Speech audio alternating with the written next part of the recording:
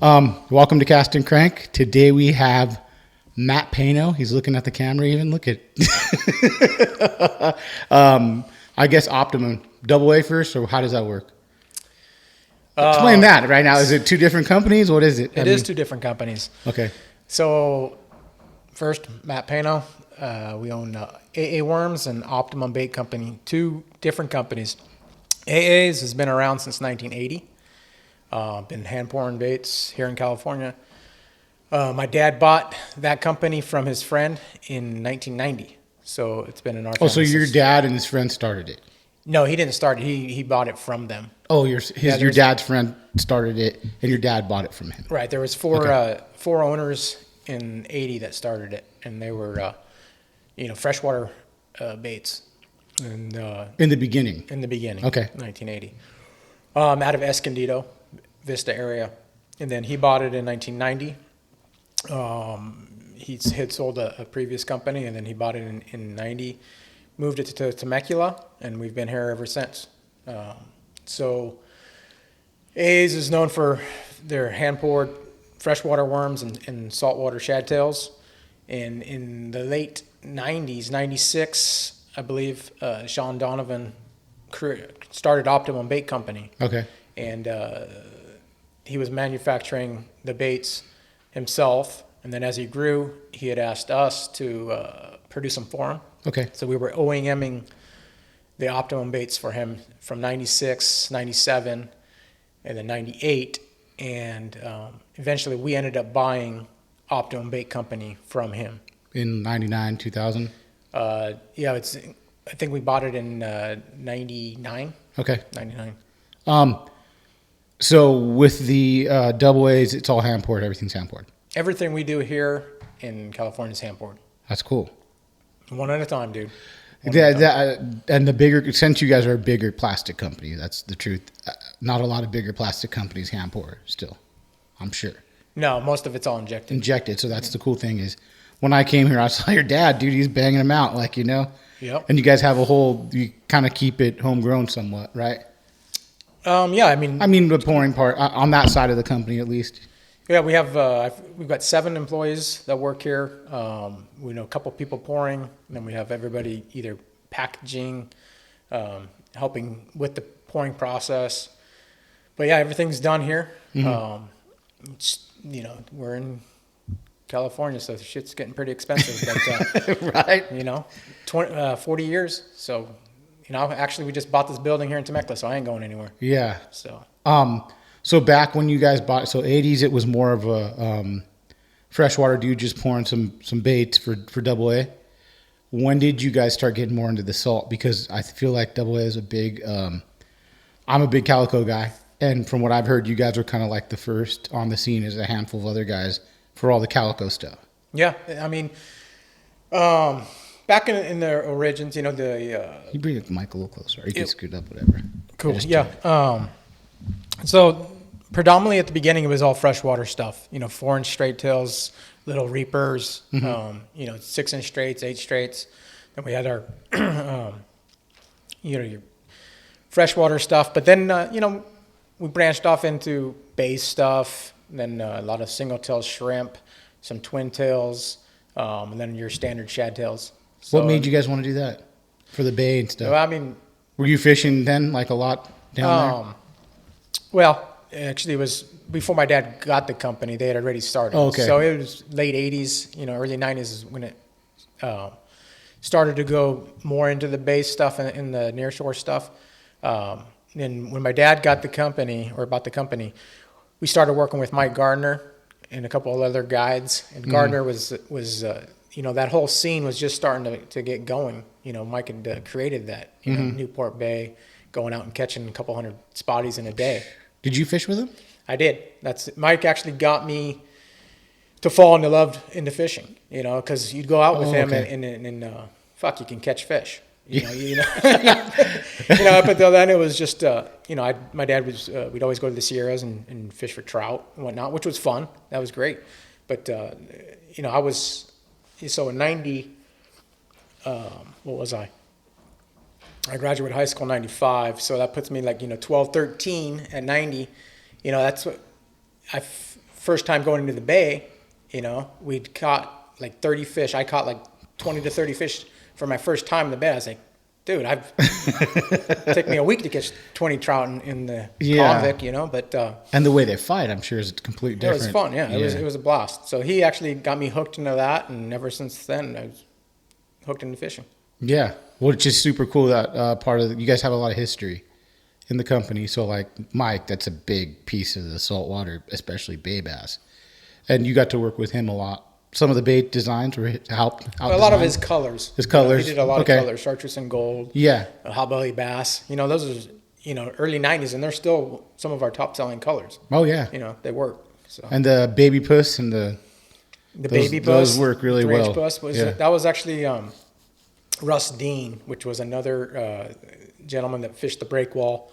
And that was his bait, you know, when we were pouring it for him. Oh, really? Yeah. Did he have the bait? Like, was it his like actual bait he designed? His actual design. Okay. So we were pouring for him, and then, you know, I don't know the whole thing, but I think he was either selling them to different stores or whatnot. We would sell them to him or whatnot. But eventually, it became our. He said, "Just take it. I don't feel like dealing with it." Our bait, and it's been in our lineup since then. It's a freaking wall banger. It's good. Yeah, that's what it's for. I mean, so Russ was fishing the wall more and stuff like that then. Mm-hmm. This was in the 90s? 90s, yep. Damn.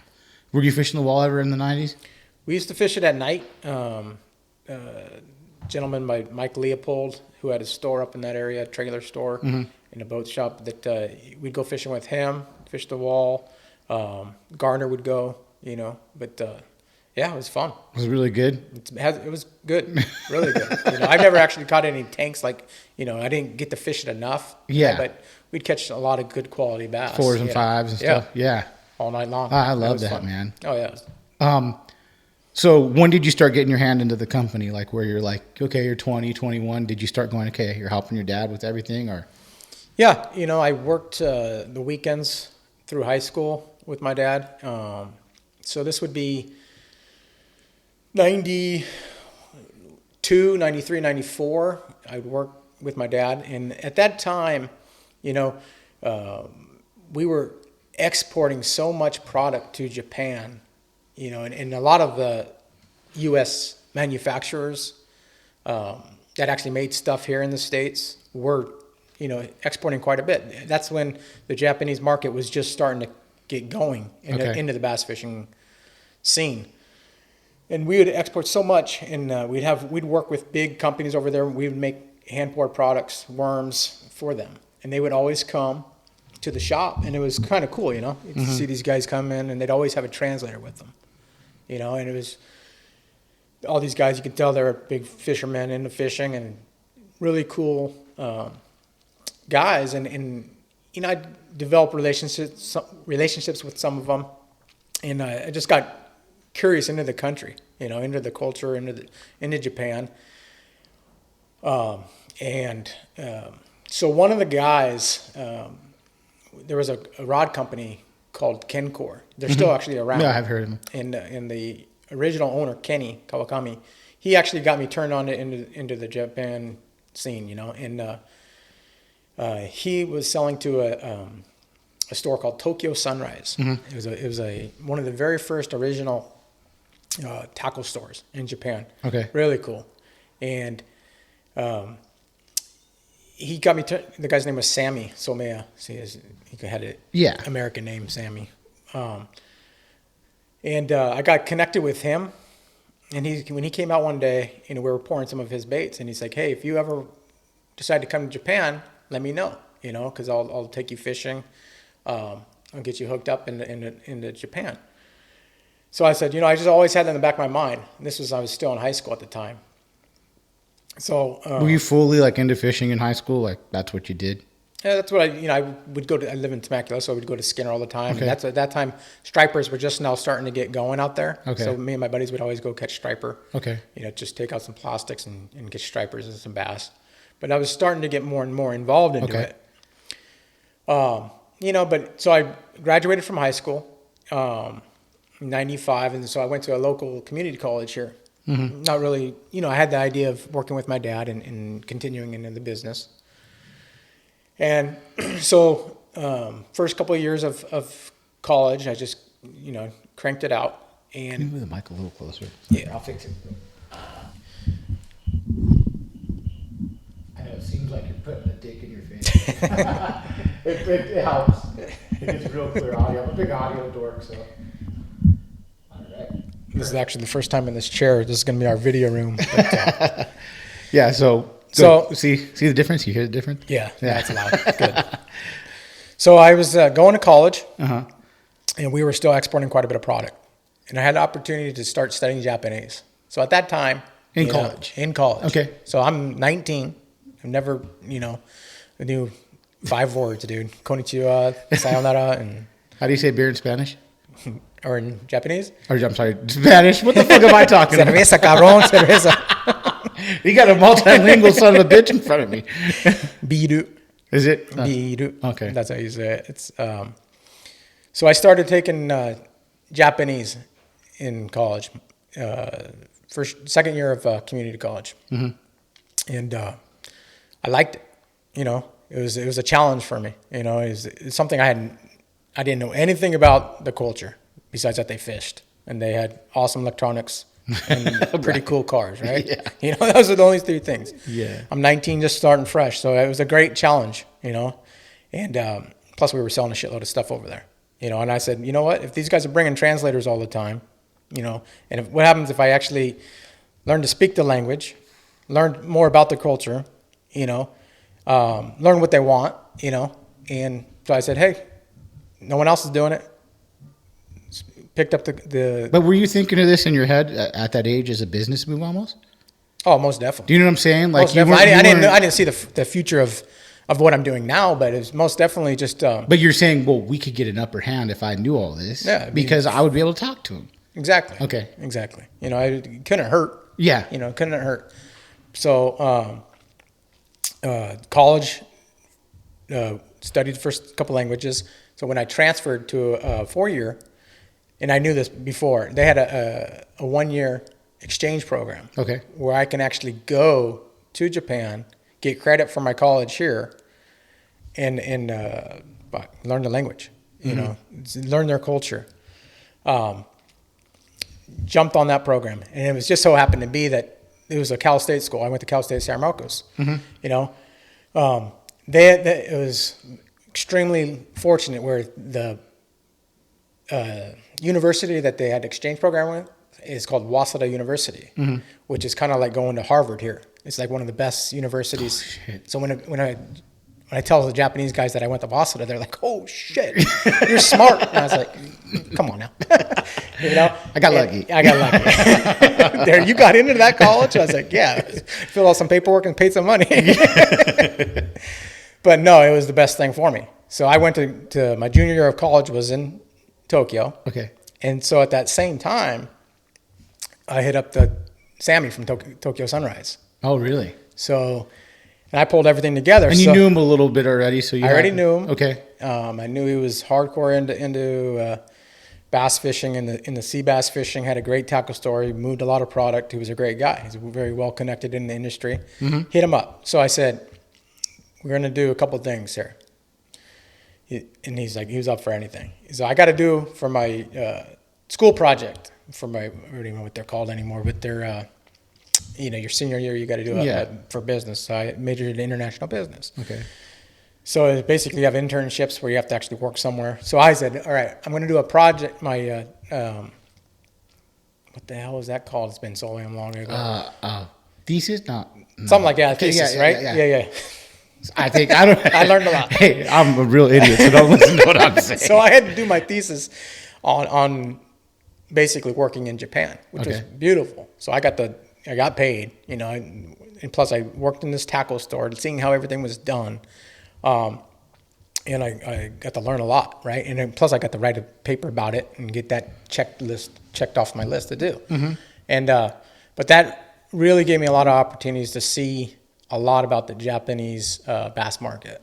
Please, on a tangent, break it down a little, because I've asked a couple of guys, and the guys I've asked just, Matt Purcell's like, they don't fish the baits right out of the box usually. He's like, they usually tweak with them, or some of the people. Like, what are some things that their market's so big? Like, what makes the difference? And you feel like they have the Well, I bait think before that- it gets here. So We could go that way. So you got to understand, like, the Japanese people in general, and this is something, you know, you learn by living over there for 7 years. Okay. Extremely detail oriented. Well, my wife's Japanese, by the way, so she's actually more American than I am. You know, I'm more Japanese now because I got my ass chewed out because when I'm working with them, you know, they're so meticulous about everything, which is great. You know, in most regards. You know, so as a culture, you know, they're very detailed oriented. Everything you look at. You know? like the mother, look at the packaging. Look at like, the packaging, to the packaging. You know, cars, very detailed. Electronics, like we talked about, but the fishing. So they like things, and they like to modify things.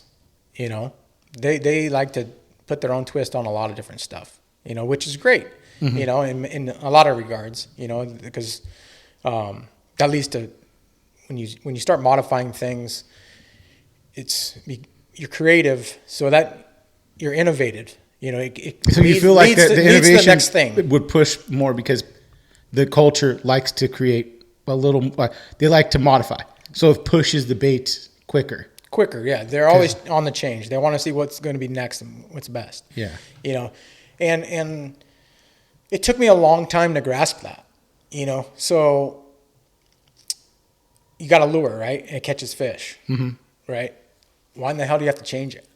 You know, and sure, I understand that over time pressure happens and fish get, you know, they see the same thing over and over again. So you got to modify, you got to change it up. But as a culture, they just like to change and modify stuff. You know, out of the like Chris said, you know, can't just take it out of the pack and you fish it as is. No, and you know, that's good and bad. You know, it's sometimes you have to say, oh, you know, a lot of these guys are, you can't use it like that. You got to fucking change it. You know? No, not really. You can use it like that. If you want to put your own twist onto it, do it. You know? But if it's going to give you confidence, do it. You know, I think Gilbert talked about it a little bit too. It's like, just because they do it doesn't mean it's better. Yeah. You know, Yeah. You know, and that's true. You know, some things do work out for the better, but,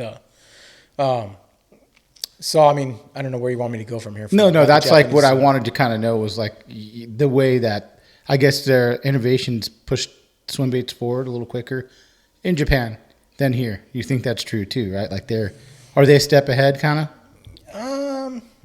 Yes and no. Yeah. I mean, so after I'll get back to my story real quick. Yeah. So I came back. This is 1 year you were there. And I was over there 1 year. So Okay. my senior year, I came back and graduated. And what was your thesis you did? If we were talking about like On the college paper? you just, It was just worked at basically a tackle shop. worked at a tackle store, and I kind of threw it all together, international business. Okay. You know, but what I learned and because but it came out great. My professor here was actually pretty stoked on it. And No, that's cool. It was good. So 99, okay, I graduated college, went back over there, okay. At that time we were still exporting quite a bit. And I was conversational, not great. You know, I was conversational, I could get around. And were you talking more because you wanted to like be more fluent as well? Yeah. So the 1 year of 2 years here at a JC, 1 year over there, I was very conversational, but I wasn't nowhere near where I needed to be. You know, in my back of my mind, it's like, yeah, it's good if I want to go fucking order food at a restaurant. You know, if I want to make money, no. You know, if I got to deal, you know, every day. Yeah. So I went back after I graduated. I went back. I said, I got to get back over there, and I got to get back over there, or it's not going to cost me a lot of money. So I went back and taught English. So I found a job in Tokyo where it allowed me to teach in the afternoons. So I had a job teaching 1 to 9 p.m., you know, at a school.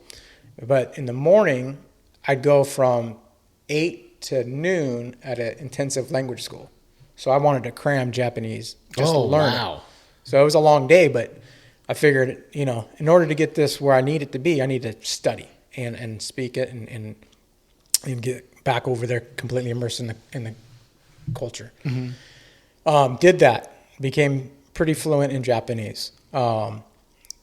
that year, we had 2 importers bringing in Optimum stuff and AA stuff. One of them was Rains. A lot of U.S. anglers know Rains because I've been selling Rains for 15 years now. I worked out a deal with the owner of Rains at that time to be there, or they were going to. We opened up Optimum Baits Japan as a branch within his company. Okay. So after I got done teaching English, we opened up 2001. We opened up Optimum Baits Japan, and I ran that company with him Out there in Tokyo. Okay.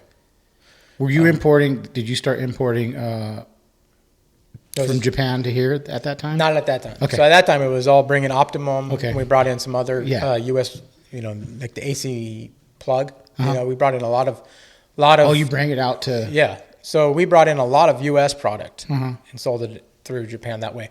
So the point of my story, getting back to the Swimbait deal, is 98 is basically the start of their Swimbaits. Which is not that far behind us. Obviously we had Worm King, we had some AA shad tails and that type of stuff, and some. So 98 is when you guys brought them.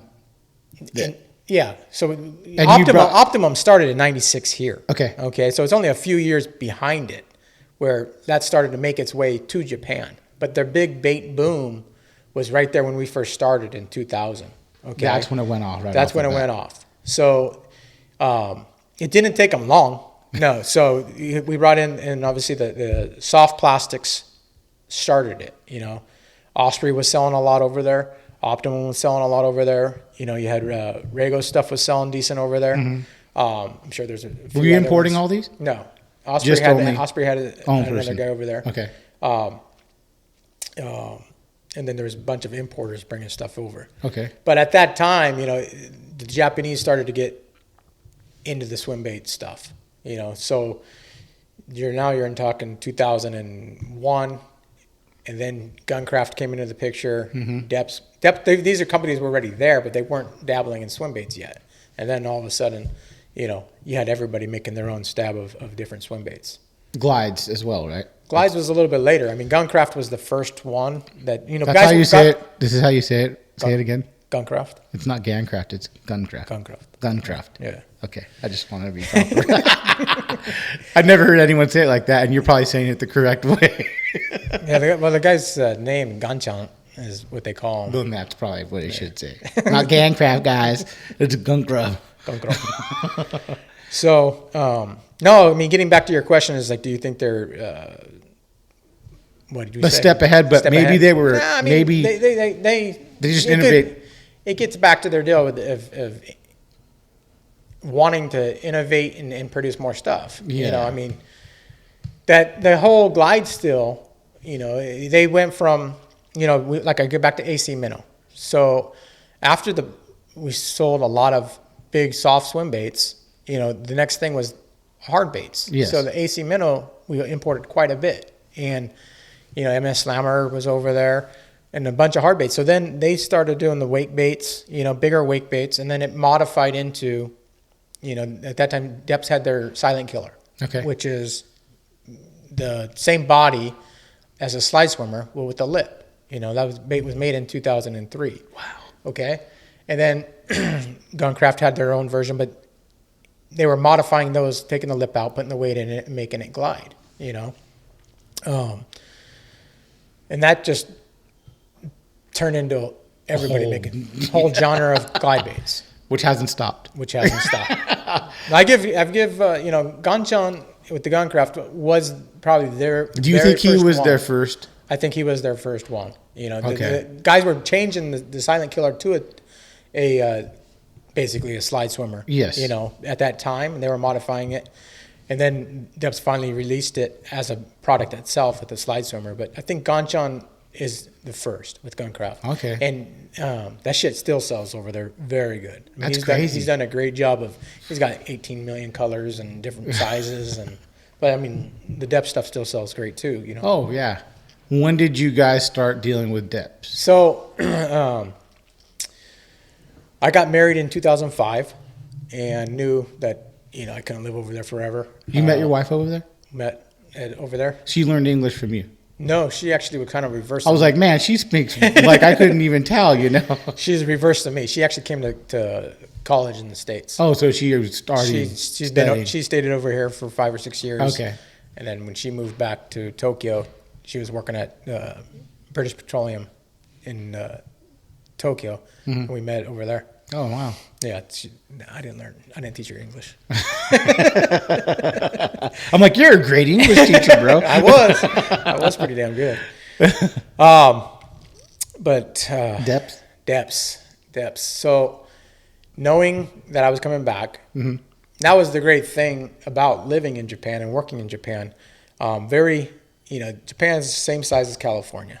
Okay, 130 million people. That's crazy. But in the same size as Cali. And the way their system worked, and I believe it still does now, they have 3 powerhouse distributors, right? So, and all the dealers, tackle stores will buy the product from the distributor. Manufacturer sells it to the distributor, dealers buy it from the distributor.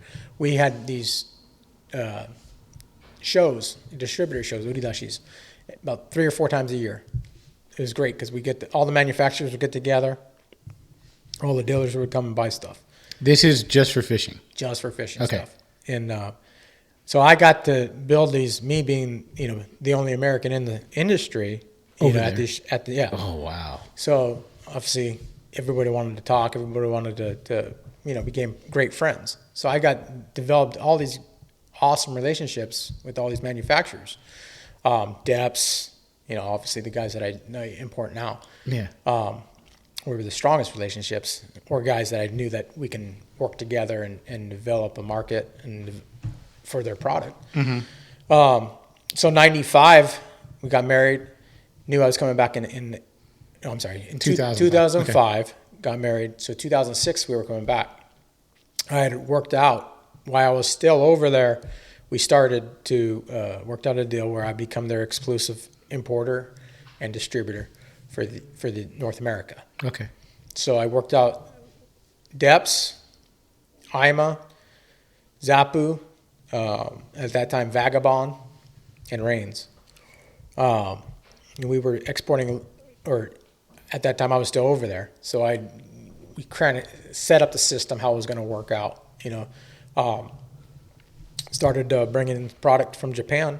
I came back and then just been nonstop ever since. There's a lot missing, Matt. Like what? Fucking when it came, when it hit, when everyone started buying the fucking 250. Come on. Well, stop being so humble. I mean, okay, so now you bring it back here. Okay. When did you saw the Bassathons? You were fucking at them. Oh, yeah. I mean, when did it all start clicking? You're like, oh, shit. Well, see, 2006, the whole JDM thing didn't really explode yet. Okay. And I say explode, it's not really, it's popular, but explode is not the right word. Even when I was living in Japan, so I worked with Russ Bastoser, who's does a lot of writing. Okay. Published. He's got his own. I think I've seen that. He used to write for a lot of different publications. Okay. And he was writing at the time for Bassmaster. It was called BASS Insider. Okay. And we did a column together called "What's Happening in Japan," and I was living over there, and we wrote pieces. And that kind of, at that time, Lucky Craft was pretty much the very first Japanese hard bait company that was established here in California. And I got to write a piece with him, and it was kind of like talking what was actually happening inside of Japan with, like, at that time, terminal tackle, like Zappu, the Inchi Wacky, the Jig Head Wacky. And we wrote a piece on that. So Zappu, which was one of the brands I import, they had kind of started that whole technique, and we wrote that. It was Zappu and Jackal, right? Okay. They share one of the same pros that kind of started that technique. And we started to write about the Japanese fishing, techniques and products. And that really kicked it off, okay? So when I came back and started selling all this stuff, the Deps and the IMA, Were you selling it yourself when you bring it back? Like, were you going to tackle shops and we have sales reps. the reps? Okay. Yeah, reps that would handle it, sell to the stores. It just didn't fly off the shelves. Yeah. Deps had several items that did really well. Buzz jets and bass riskies. And we sold the Silent Killer decently. The Silent Killer sold pretty good. But it wasn't until 2010, 2011 that things started to take off really well for the Deps. The 250. The 250s in particular, yeah. Do you? Who was the first guy to get a hold of a 250? We had sold the 250s. At that time we were selling the Silent Killer 175. So it was a smaller. The smaller size. Okay. And the 250s, you heard this, Butch told the story, and it was pretty much summed it up right there. We were selling very few of them, and Butch got his hands on one through one of the Japanese guys at the lake that he fished with, him and Fumio. And, he obviously saw what it did, had caught it all on video. And he came to me one day it was at the ICAST show, right? And, ICAST show is freaking busy. You're like, that whole week just sucks. Yeah. It's like nonstop. I say sucks, but it doesn't suck. It's fun. Busy. Yeah. It's busy. You're not trying to talk to people because you got to do this. You're not trying to talk to people. You're trying to sell shit, and promote stuff. Yeah. And so he approached me at that time. He's like, I'm Butch Brown. And I was like, pleasure to meet you. He's like, I got something for you. I want you to see something. I was like, okay. He's like, I got the video of me catching all these fish on the Deps 250. And I was cool. And then I think that's where the conversation ended the very first time. He probably thought I was like a piece of shit. I thought you big dicked him. I don't know, but I don't remember exactly how it happened after that. But I know that Jeremy from Black Dog got involved and said, Matt, you need to watch this video. It's pretty sick. Yeah. It's Butch got this bait, and he's got something that's really special. The bait's obviously great, and Butch, when he approached himself the second time, he's like, let's work together. Let's do something. So it's like, cool. But usually when somebody approaches you, it's like, let's work together. It's usually the manufacturer approaching somebody else. Yeah. So and you kind of have an idea of what you want. When the other guy approaches you, it's just like, now it's the ball's in his court. Like, well, I'm sure you've had that happen a million times too, where dudes are like, I got this idea, it's gonna work. Oh yeah, and it always fucking doesn't work out. That's what I'm saying. So it it's doesn't work out. But you kind of knew Butch already kind of had a good Yeah. reputation. So you're kind of like, okay, he's already doing the shit with the HUD, right? I mean, before that. So yeah. So that's why what he's capable of catching. He's got everything. That's it. That's even a good point of view as a new angler. Like, if you're gonna approach a company, you got to bring something to the table, dude. Yeah, that you're. You ready know what I'm saying? And I'm sure you get it all the fucking time. Oh, at least It's just it's part of the game, I guess, part of the because game. you're just people. And then 99.9% of the time, it's like they might be a great angler, but selling stuff and promoting stuff is two different things. Way too. Here's a quick tangent question, because you're this whole little podcast is a tangent. I'm like, it's me. It's my fault. I'm sorry, guys. No, it's we'll finish this story, but I always have the question of like promotion wise. So you talk to people and you go, is it better to put your money into a professional angler or a dude on YouTube that is promoting the shit out of everything and on Instagram? That's the hard thing, is like, okay, things are changing big time. Do you think so? Things have definitely changed. That's kind of where I'm at, is like, okay, you have your marketing budget. Are you going to go with the YouTuber, Instagram? Pros, you're betting on the come. If they're going to win a tournament on your stuff that's on TV, sure, you're going to sell quite a bit of stuff. Yeah. And nowadays, a lot of the pros are very good where they're doing their own videos and they got their own social media going and they win tournaments. Those pros, you got 20 of them. Yeah, right. That's what I'm trying to say. But then you can go to a guy like Tactical Bassing, and it's like everybody and their mom listens to them. He does a great job with his videos and stuff. And you don't have to be a top name pro to get a good following. People want the truth. People throwing the lure and catching fish on the lure that's going to be the best. Proven, showing people that these baits actually work. Not just talking about the product. That's definitely number one. Videos. Do you look for that then sometimes if you're looking for now you don't really need to because you have a solid. No, I'm always constantly looking. Are you for really guys. Constantly looking for something new? Yeah. Like, man, I like this guy. He does all good. Okay, cool. Guys got to have a different approach to things. Yeah. Yeah, for sure. Always looking for guys that are out there already, proven. Not just, I started a YouTube channel. I got fucking 100 subscribers. Really? Good job. It's like, let me get you a couple baits in the mail. It's like, no. I had people ask me to sponsor him. I'm like, what do you want me to talk about? You growing the podcast? I don't fucking know. But so back to the Butch thing. I'm sorry about the tangent, guys. When he came up to you, you're kind of a little skeptical, maybe a little like someone came up to you like, well, what's your plan? What are you talking about? Yeah, we can do something. It's like, skeptical is like, the timing was, I wasn't thinking about that at the show. Mm-hmm. That's why afterwards when Jeremy said, hey man, you got something here, take a look at it, and hit him back up. So that was once we worked that out, after I seen the video, he had a couple hours of him just raking 10 pounders. And it was just like, dude, it's like, when are we going to go fishing first? I want to catch something like that. And, we worked something out. We got Deps Japan involved. They saw the video, and they obviously had seen some of his other videos with the HUD and whatnot. And they're like, let's do something together. Yeah.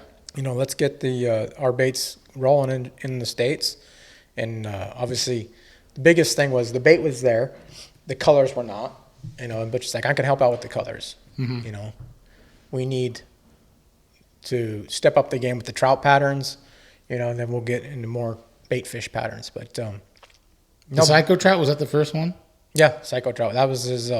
Psycho means like optimum. It's number one. But that's not like psycho crazy. It's not psycho crazy. It's spelled SAIKO. But it was kind of a good play on words. Yeah. Nobody knew what it meant. Psycho. It's like psycho. Like when you drink a beer and you're like psycho. Yeah. Like it's the best. Yeah, it's good. And so that was his name. Kind of when he first started to get it. 24/7 is a lot better name. Swimbait 24/7. But that Psycho Trout was his very first color. Do you remember that drop? Like when it happened? Was it at Bassathon? The very first one we did, no, it was not at Bassathon. I think the very first shipment, Butch got like 80, 100 baits. And he used them all. No. I think they're just about. He's probably given a lot of them away. He's fished a lot of them. Yeah. I'm sure he's still got a few of them left, But no, I do remember some of the very first drops. After that video got released, I don't know if the Bassathon was the very first time we did it, but we brought 100.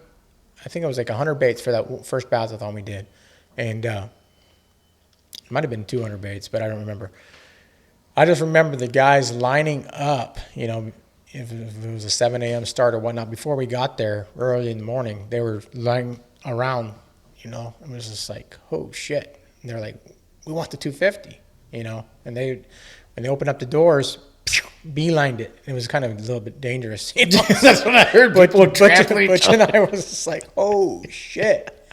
So like the second day, we had a different allotment for the second day, and when we got with the guys at Bassathon and the anglers, and we were like, we got to give out tickets or something, dude, that's scary. But that was the first, first it's like experience. Walmart when you see the fucking Black Friday sales, exactly. And it was like when that happened, it was like realize this bait's special. You guys want this bait. They've seen it from Butch. Now they want to experience it themselves. And this is 2012. That was the first year that happened. Was in 2012. Guys got their hands on that bait, and everyone that got their hands on it caught good fish. It's crazy because the staying power of it. You know what I'm saying? Yeah. Like people still want it. They all still the time. Want it, and so it's not like it went away, and people still catch big fish on it, and people still.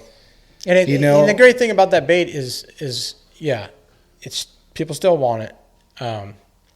It's look how many people it brought into the swimbait world. Shit. How many opportunities it opened up for other companies to get started. Garage builders. That's awesome. Yeah. Everybody, as long as you've got your own idea and there's a lot of awesome guys out there right now building their own stuff here, and that's just going to take the whole swim bait game to another level. Just like the Japanese guys. You say that, are they better? Are they more creative? I think we've got a lot of talent here, obviously, and that's going to open up more doors, and the whole system's going to evolve and get better. But the fish, they tell us, Yeah. they're going to be you can sell anything once, whether it works or not. Yeah. But that's the bottom line. I mean, how do sales go across the country? Like, how do you see is California the biggest market? Is West Coast is definitely the biggest market. What's the second biggest? Just to know. Southeast. Really? Southeast. So you're getting a lot of people buying down that way now? Yeah, I mean, you got a lot of gizzard shad out in Tennessee Valley. Yeah. The TVA system. Have you gone fishing down there? Yeah, good to do quite a bit. I mean, before COVID, I used to do a decent amount. Pretty good? Yeah, it's fun. You Yeah. can catch fish. Nothing huge? Yeah, I mean, we've got some good fish on Gunnersville and Yeah. Watts Bar in Tennessee. No, it's fun. I get the fish. Usually I tag along with because I work with a decent amount of elite anglers and guys fishing in MLF, and I usually go film them for a few days and then play around for a couple of days and fish with them. But no, it's fun. It's cool to see though, like the for the depths, at least like that 250 to the swim bait thing kind of opening up, and I mean how, like I said, the staying power. That's impressive to me. Is like, yeah, I mean it's and you see people still raffling these motherfuckers and getting the money they want for them because people still really want this fucking bait. Like, especially if it's a color that we've only done a couple times. Yeah, it's hard to get color. Like the SU drop or like the Bass Brigade drop or whatever it might have been. It's crazy. It's really crazy. No, I mean, getting back to that subject where it's the popularity of this bait has opened a lot of doors for a lot of different things. It's got a lot of anglers into the sport of fishing. Fishing, there's a lot of different types of anglers, but you got tournament guys, you got recreational guys, and you got swim baiters, and that genre is growing, and it's baits like the 250s, the jointed claws, and then a lot of other, swim baits that have opened doors. And we're starting to sell a lot more back east, over the past 5 years. And as that market grows, you're going to get a lot of swim bait. You got a lot of companies from back east starting to make swim baits. Yes. And doing a lot of bluegill imitations, shad imitations. That's good stuff. Yeah. And that's just going to grow. Yeah. Do you ever get any get to send cease and desist letters out ever to people? From us to other people? No, but we don't send them out. I mean, I've got trademarks on names. Yeah. But I've got one patent, but it's fucking worthless. Really? It's tough. That's a tough one to I heard fishing lures are hard to patent. They're extremely hard to patent. Because I heard you can change like 10%. Yeah, because you're copying a bait fish. Yes. So it's tough. It's a lot of money for nothing. Right. You just said, forget it. You learned. You learned. I probably, unless you have the chatterbait, that's a great. Yeah. That's a good one to have. Yeah. It's got to be like a one-off, like a spinner, chatter, or something like that. That's different. It's hard to do. Where you get a plastic or a jointed bait, it's like it's a hard one. I know Rego has one, but I mean that's a different story because he has a whole different. Yeah, I don't know if he's got the design patent or utility patent. Yeah, that patent's interesting. Yeah, on the glide. That's a crazy one, right? Mm-hmm. That's a big one. But I mean, just shit like that just interesting to me. I'm like, oh fuck, man. I wonder if you ever had to do that as an owner of a company. But with plastics, it's like you said, someone could just change a tail kick, and it's like, oh, it's a different fucking bait. I've got guys taking this fucking logo right here and putting this fish mark with something else. It's like, what the fuck? It's like, come on. It happens. It's like, and that's. I guess the name of the game, and with social media, you've probably seen it happen a lot more because it's like everyone and their mom's on social media now. Fishing's a complete social media thing now. You know what I'm saying? Where people are just on it just to get likes sometimes. You know? But it is what it is. It's part of the game. What's your PB? And do you fish swim baits a lot, or do you fish everything? I need to fish more. Yeah, I work a lot. No, I do. I like all types of fishing. You know, Okay. I like freshwater fishing. I love calico fishing. I heard you like rock fishing too, right? We're gonna do it. We're gonna hit that one. You know, tomorrow. actually, when this airs, you know, It'll be done. hopefully we'll have limits of lings and reds. No, I love nearshore fishing. You know, Yeah. I like fishing for lings, reds, calicos, yellows. Love yellow fishing. Bass. My biggest bass is what is it? 710. I've never caught a 10-pounder. Out of locally? That was a diamond. Okay. Biggest calico was down actually in Cedros. We used to do the Cedros trips. Yeah. You know, the Polaris Supreme with Tommy. I've done that like 6 or 7 times when he used to do it on the skiff trip. That was a blast. The skiff trips must be so fun, dude. Those were, Well, how big was the calico? it was a little over 8 pounds. That's nice. It was That's big. big. Yeah. It was big. It was actually not even on the skiff. It was on the mother boat. Really? Yeah. What was that on? What kind of bait fishing? 6-inch Optimum. Really? It was the original Optimum. Oh man, It was nice. fun. No, those trips were great. We've done, it's been 3 years now, but I used to do the fly downs and do, I used to, it's only been 3 years, but yeah, done it a couple of times. Yeah. That's fun. That's a blast. Yeah. But no, I like fishing. I You love fish fishing. stripers too still? Yeah. I mean, Skinner's right here. Skinner's got a lot of, every fall, you know, October, the freaking stripers come up and we just take out the IMA little stick and just That's what I heard, yeah. work them out. And the IMA shit, you got that's a whole nother. IMA Is that part of Deps or how does that work? No, IMA's its own separate brand, separate company. You had to build that relationship as well when you're over there. You kind of met IMA and Yeah, IMA's huge saltwater brand in Japan. They fish for species called Suzuki, which is a sea bass, which looks, and it's probably the same family as a snook, okay. but that's a huge market, and they dominate the saltwater. How big do those things get? Shit, I don't even know the record of it, but it's over 100 centimeters.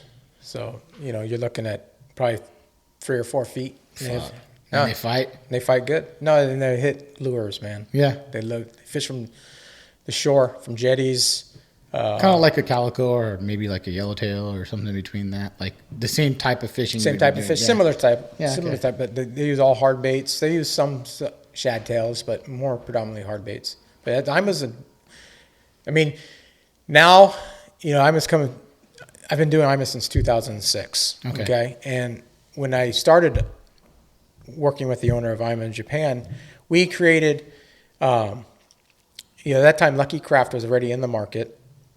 And you know, you're taking a hard bait that retails for $20, you know, $19, $20 up to $25 for saltwater. You know, it was a tough sell back in 2005. So Lucky Craft had already made some progress in this market. So let's get our know-how, our technology with our designers, our manufacturer in Japan, and let's create a freshwater team, make baits for the States. So that's the approach we took with IMA. And we've got, I think we've up to like 15 different styles now, and it does extremely well. But they have so many awesome hard baits for saltwater over there. And you know, I need to do a better job of getting those baits over here for now, especially now that guys are fishing hardcore off the beach for halibut and perch and whatnot. Oh, dude, locally. I talked about it. I surf fish for 10 years, like 8 years straight. Yeah. I was going through Lucky Crafts maybe every 2 trips. Sometimes 1, sometimes 3. I'd spend hundreds of dollars on them. Yeah. Doesn't matter, dude. If I know I'm going to catch a You're gonna 7-pound catch fish. calico from the surf, I'm going to use a fucking bait. Yeah. You know, so it's like, I'm sure nowadays people are going to pay for that, no problem. If it works, I mean, come on. Yeah. You know, and especially halibut's a big thing now. I mean, a lot of people are surf fishing, perch, halibut, corvina, white sea bass, everything, you know. Yeah. So, I mean, They've got so much stuff that would work great. That does work great on the East Coast too, in the Gulf. yeah, For all the snook down there and the reds and the speckled trout. It's just getting everything here. is getting different. everything. Being so busy, huh? I mean, how long have we been trying to hook this up with? A long time. A long time. Yeah, I mean, it's your, and especially you move a new building too. That's a hard deal. It's still going on, but it was last year was good. I mean, COVID sucked for everybody. Was Sucked for business us. great for you? Business was good. You know, everyone. I think they say there's 8 million more people fished in 2020 than the 2019. Whether that's 8 million. whether that's, you know, new to the sport or just guys that didn't go fishing in 2019. You know, so it's a combination. So if all those anglers, if they had fun and caught fish, you're coming back, you know. Let's hope so. I mean, Let's hope so. To bring the market, I mean, I'd suck to have a drop off next year because say everything opens. No, everything is rocking and rolling. I mean, you talk to Yeah. everybody. Everybody's going to the lakes, catching fish, going to saltwater. Yeah, dude. That's what we're gonna do tomorrow. I hope so, dude. Thank you again for coming on, Matt. I appreciate it. Plug all your companies, everything. Everyone could check you guys out at. All right. You can see all the brands we represent at OptimumBaits.com. Except right now, there's like something getting spammed on our page, and really? sometimes you open it up and it's got some porno stuff that popping up. So we're trying to fix that right now. Oh, shit. Oh, they hacked you, huh? They hacked us, man. Oh, damn. And it's a nightmare. Just fucking A. But double A, you go to aaworms.com, optimumbaits.com, check out all the brands. We appreciate everyone's support. You know, if you have any questions, give us a shout or send us an email. And thank you for your support on the podcast, man. You've been ran ads, Patreon sponsor next month. Cool. Yeah, So, we've got some slide swimmers that we donated, and Yeah, thank you. hope you guys Appreciate pick that. those up, man. And check them out, and thanks everyone for listening. All right, thank you.